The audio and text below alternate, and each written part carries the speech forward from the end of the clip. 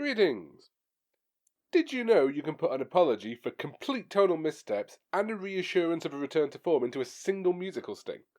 I didn't either, but it turns out you can. Let's take a listen to the first musical sting you hear with the company logos in Prince of Persia Two Thrones.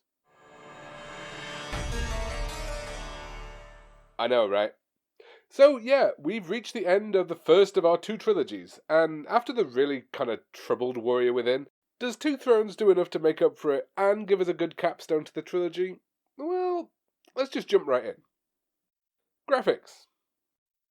So a recurring theme in this review is going to be desperately trying to ignore the second game ever existed, or just get its holdover out of the way as fast as possible. And we start that in the most baffling way possible. We're back to no subtitles, people.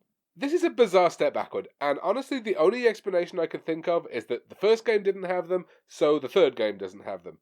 Give your game subtitles, people. It's just ableist not to. Come on.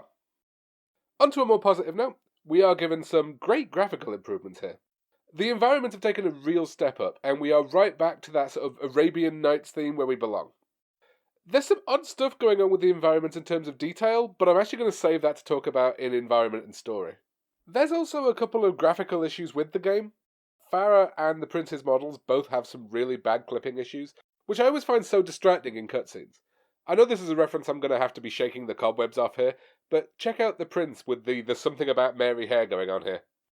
There's some weird glitchiness when it comes to the jumping too, which would be critical in a platformer usually, were it not for the fact that it always seems to work out in your favour, so you notice it less.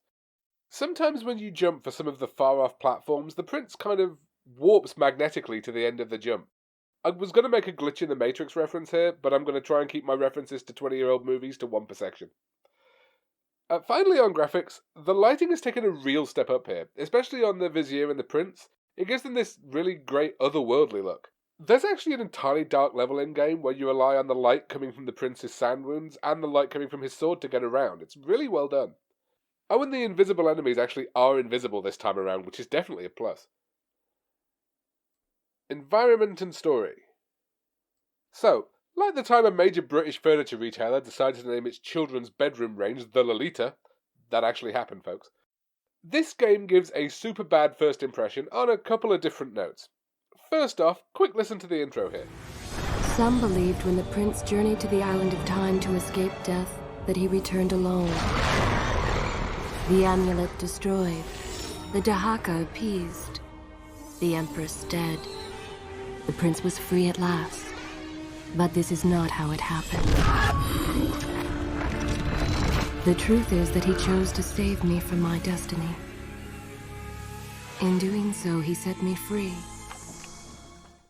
Yeah, not the voice acting, I'm going to take that to task under the sound section. But what a way to get yourself out of having a secret ending that no one played. Anyway, we get to the first cutscene with the prince, and oh, holy hell does he look terrible. Took me a while to work out why as well, but it's his arms. They're built to have this chain weapon on them that he's going to acquire in like the first hour or so of the game, and they look terrible without it. He looks like an octopus. Then we have this whole thing where the Empress of Time is instantly captured and we spend like an hour chasing her. All the while the prince is telling us that this land used to be his home and about the people that used to live on the streets. But it all comes across as kind of meaningless because as the player, we've never been here before. Then this really weird thing happens. The Empress of Time's killed, spoilers I guess, and the prince is infected with the sands, as are half the city. And we get introduced to his alter ego, the Dark Prince, Farah shows back up, and the actual game starts where we're hunting down the Vizier. At the same time as all of this, the environments really take this step up. They start having people in them, the main plot starts, the prince's model is fixed, that virus that we can't name on YouTube vanishes from the world suddenly, there's peace in the Middle East. Hell, we all get laid too, why not? It's apparently like we didn't have to make any effort up until that final nail was put in Warrior Within's coffin, and then it's like we ate our vegetables and now the game can start properly. It's a little bit bizarre if I'm honest with you. Plot-wise, we are in good hands, but we are also doing a sort of warmed-over retelling of the original.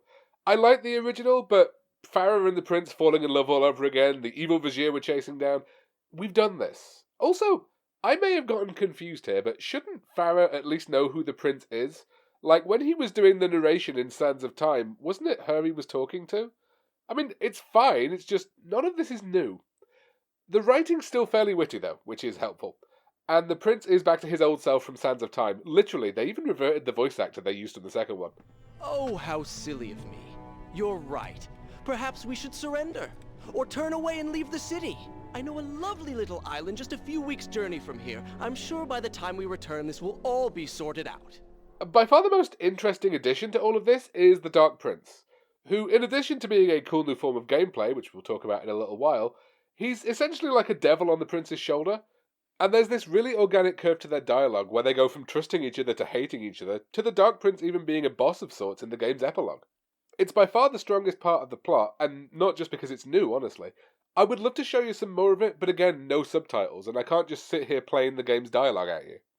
And much like with having no subtitles, it's kind of where the problem is with the plot as well, really. It's just so desperate to make us forget Warrior Within ever happened.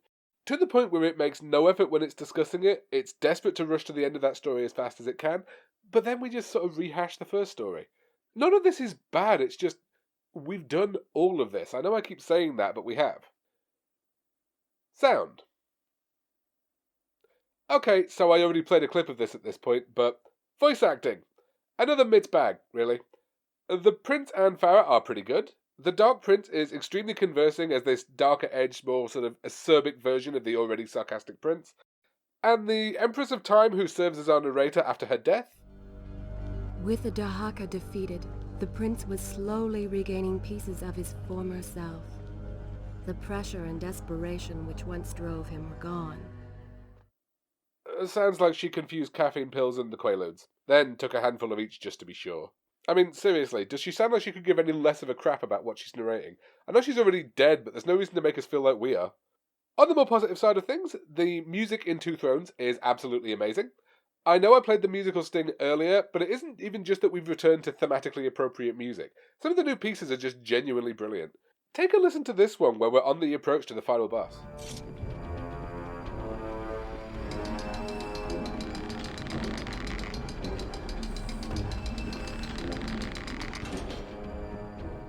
I don't really have anything else to say about these, just, yeah, they're great. If I can find the soundtrack on Spotify, it's going on my playlists.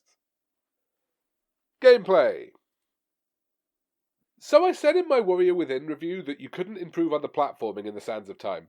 It turns out I was very much wrong about that, but I'm getting ahead of myself. To get the bad out of the way, yes, we start off with another one of those no ability to rewind time sections.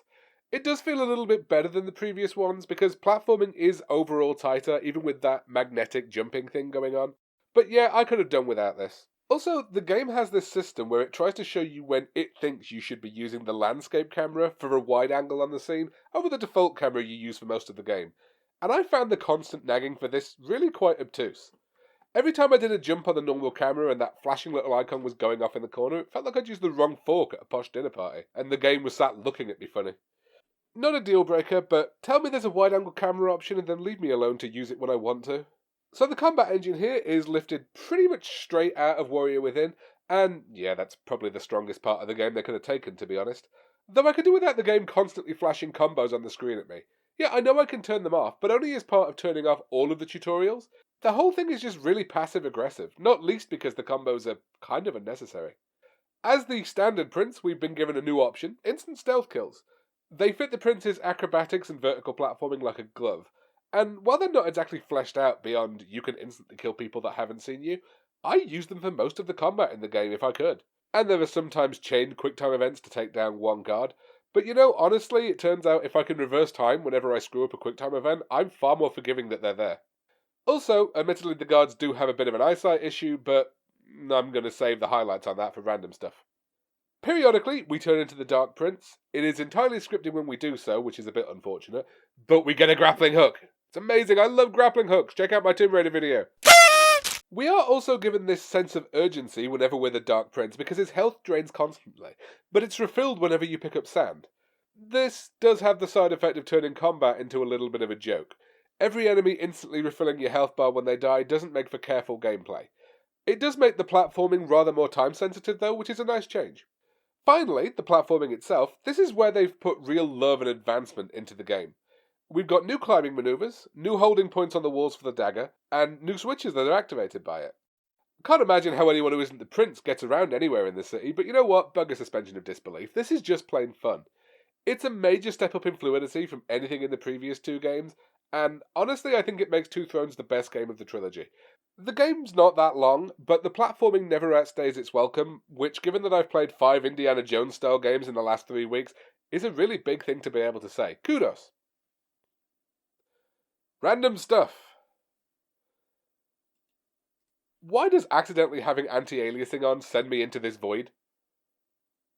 How can this guard not see me? I got sand credits! What are sand credits?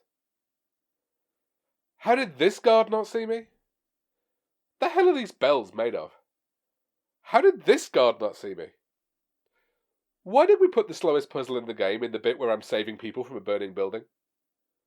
And finally, how did this guard not see me?